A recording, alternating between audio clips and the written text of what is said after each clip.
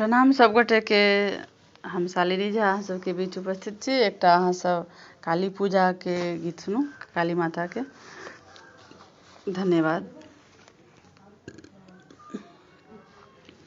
नया शहर कलकत्ता हो राजा, जहाँ बिराजे महाकाली हो। नया शहर कलकत्ता हो राजा, जहाँ बिराजे महाकाली, जहाँ बिराजे महाकाली हो राजा, जहाँ बिराजे महाकाली हो राजा। नया शहर कलकत्ता हो राजा, जहाँ बिराजे महाकाली।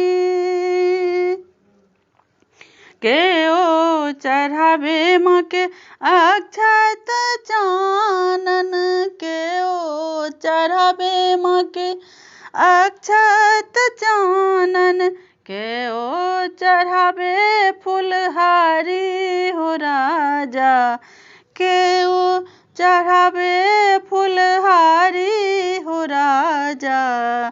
जहाँ बिराजे महाकाली हो। नया शहर कलकत्ता हो राजा, जहाँ बिराजे महाकाली। सेवक चढ़ावे माँ के अक्षत चानन, सेवक चढ़ावे माँ के अक्षत चानन, माली चढ़ावे फुलहारी हो राजा, माली चढ़ावे फुलहारी हो राजा। नया शहर कलकत्ता, नया शहर कलकत्ता हो राजा, जहाँ बिराजे महाकाली।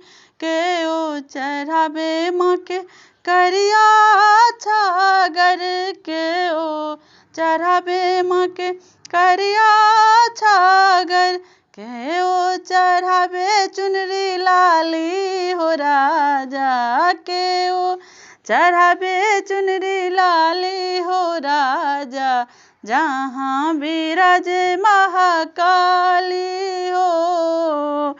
नया शहर कलकत्ता हो राजा, जहाँ बिराजे महाकाली।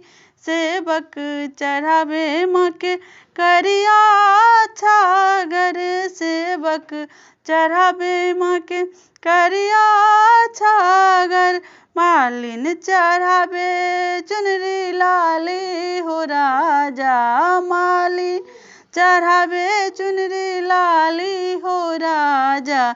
नया शहर कलकत्ता हो, नया शहर कलकत्ता हो राजा, जहाँ बिराजे महाकाली।